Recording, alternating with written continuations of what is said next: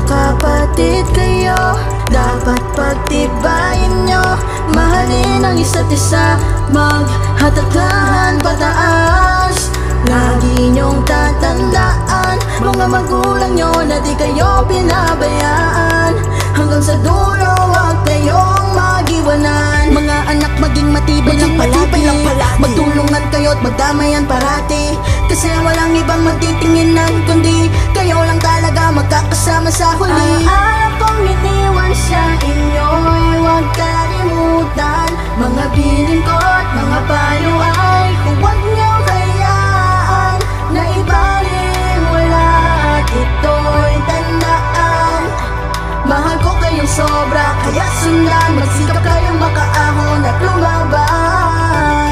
Magkakapatid kayo, dapat pagtibayin nyo. Mahalin ang isa't isa, maghatagan pataas. Lagi nyong tatandaan, mga magulang nyo na di kayo pinabayaan.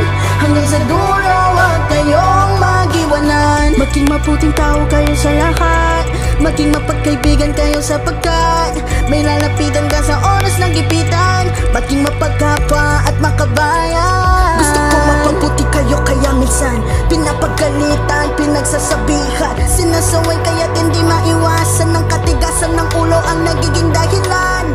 Darating ang panahon natin yung maunawaan. Pag kayo na ang nasa sitwasyong aking pinagdaanan. Huwag lang kakalimutan una sa lahat, ibigin ang may lalang higit sa lahat.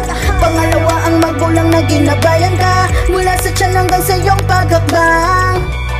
Magkakapatid kayo, dapat pagtibayin nyo. Mahalin ang isa't isa, maghatagan pataas. Lagi nyong tatandaan, mga magulang nyo na di kayo pinabayaan. Hanggang sa dulo, huwag kayong mag-iwanan. Iwasan ng pakikipagtalo at yabangan, at yabangan. Mas mabuti ang tahimik at mapagkaibigan. Kapwa ay ikalang ipakita ang kabutihan. Magtrabaho ng marangal upang tularan ng mga kapatid mong sa'yo'y nakapasan.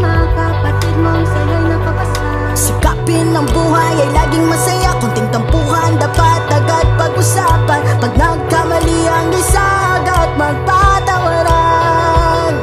Sikapin ang buhay ay laging masaya. Kunting tampuhan dapat agad pag-usapan. Pag nagkamali ang isa, agad magpatawaran.